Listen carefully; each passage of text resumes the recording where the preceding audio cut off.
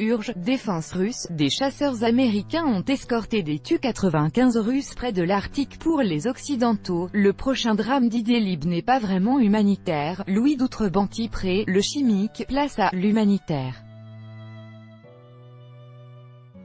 Les Occidentaux exercent à nouveau une forte pression sur Damas pour enrayer, médiatiquement, l'effroyable crise humanitaire qui découlerait d'une offensive sur Idlib.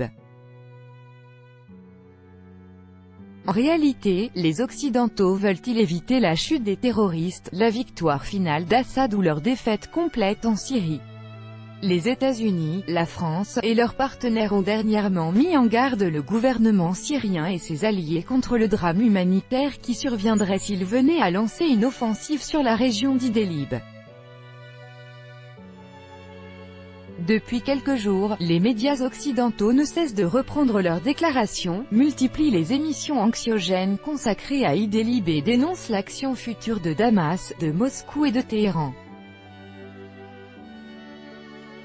Dans un but philanthropique, ou pour cacher une stratégie inavouable, un petit retour en arrière s'impose. Le gouvernorat d'Idlib, situé au nord-ouest de la Syrie et frontalier avec la Turquie, possède une population d'environ 2 millions de personnes, alors qu'elle était de 1,3 million en 2010. De nombreuses familles vivent ou sont réfugiées dans cette région qui est l'objet de toutes les attentions depuis plusieurs semaines. Et pour cause, les forces militaires du régime criminel de Damas, ainsi que leurs alliés russes et iraniens, s'apprêtent à lancer une nouvelle bataille contre ce dernier bastion des djihadistes en Syrie, offensive qui sera terrible pour les populations. Chancellerie et rédaction craignent un nouveau massacre et condamnent déjà leurs auteurs désignés.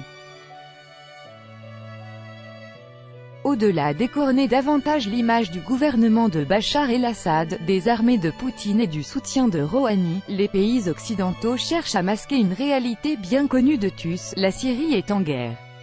Et cette guerre est terrible, notamment pour les populations civiles, près de 150 000 morts depuis 2011. On compte des centaines, voire des milliers de morts parmi les civils à chaque offensive des forces loyalistes contre les zones tenues par les rebelles et autres djihadistes, dans les régions d'Alep, d'Homs, de Douma ou encore de Deraa. Et il en sera de même dans celle d'Idlib, parce qu'il en est de même à chaque offensive contre une zone urbaine. La bataille de Mossoul, en Irak, fournit à ce titre un bon point de comparaison. En octobre 2016, les Irakiens, soutenus par la coalition internationale sous commandement américain, lancent la reconquête de Mossoul alors contrôlée par l'État islamique.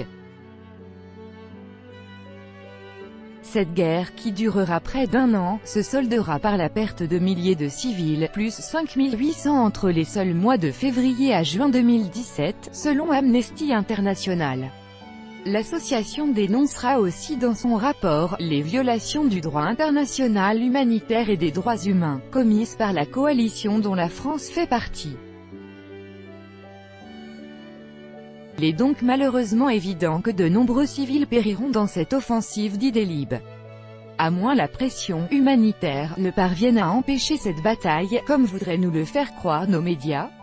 Après la victoire à Deraa, Bachar el-Assad avait déclaré le 26 juillet 2018 que « Idlib est désormais notre but ».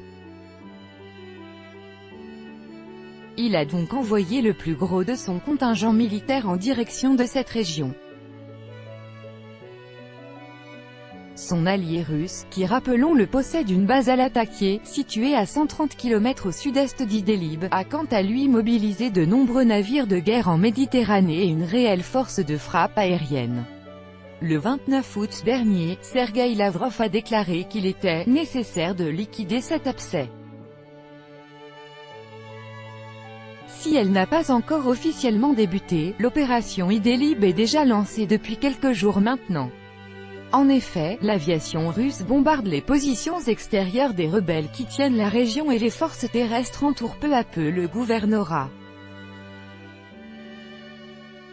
Cette bataille aura donc bien lieu et ce n'est pas la pression qu'exercent les Occidentaux qui stoppera Damas. Si la question humanitaire n'est évidemment pas secondaire, il convient de rappeler que la Syrie d'El-Assad est en guerre contre le terrorisme. À Idlib, on compte aujourd'hui entre 50 et 70 000 soldats rebelles. Parmi eux figurent 12 à 15 000 terroristes de Daesh et environ 25 000 djihadistes de Hayat Tahrir al-Sham (HTS), composé par le groupe Front al-Nosra qui prêta allégeance à Al-Qaïda. Sous prétexte de ne pas causer crise humanitaire, rappelons que la population d'Idlib est composée pour moitié de réfugiés. L'État syrien devrait-il renoncer à chasser ces terroristes, qui contrôlent, pour le seul groupe HTS, près de 60% du territoire de la région? Ces djihadistes qui se battent entre eux, parce que certains veulent négocier avec l'assaillant tandis que d'autres préfèrent en découdre. Ces djihadistes qui terrorisent les populations, prenant en otage les civils pour s'en servir comme boucliers humains. Ces rebelles, qui installent à dessein leurs positions militaires, centres de commandement, batteries d'artillerie, etc., au cœur des hôpitaux, des écoles et des mosquées, comme ils l'ont fait partout où ils étaient attaqués, Alep, Douma, etc.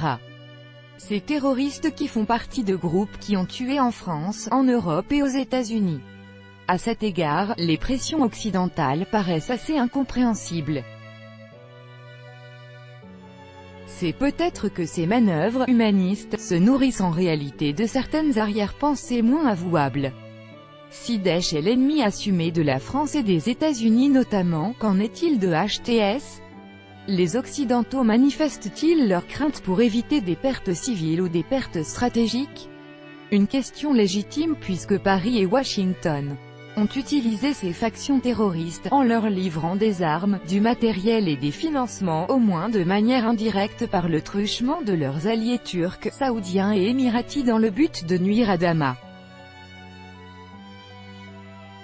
Jean-Yves Le Drian a déclaré récemment que Bachar el-Assad avait gagné la guerre, mais pas la paix. Par ces mots, le ministre des Affaires étrangères admet l'échec de la stratégie occidentale de « régime change » en Syrie. Et finalement, ces clameurs humanitaires ne sont que le chant du cygne d'un vaincu. Ne pouvant empêcher Bachar el-Assad de gagner la guerre, les Occidentaux souhaiteraient qu'il perde la paix.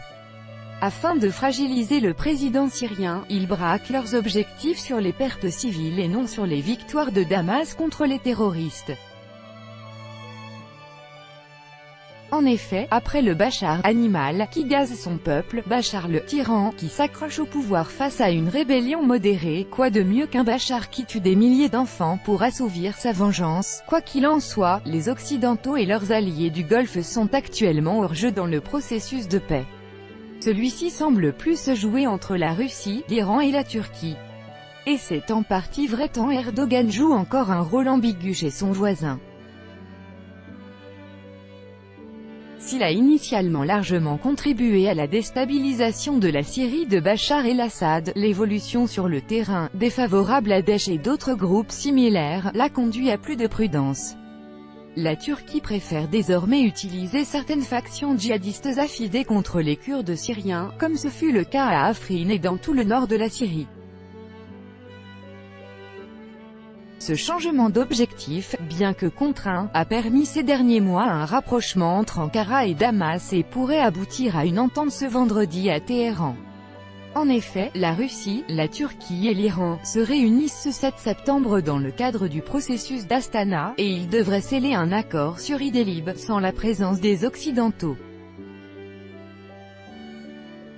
Ces derniers, par la voix des États-Unis, qui président ce mois-ci le Conseil de sécurité ouvrant CS fermante de l'ONU, ont opportunément décidé d'une réunion de cette instance, et ce au même moment que la rencontre de Téhéran.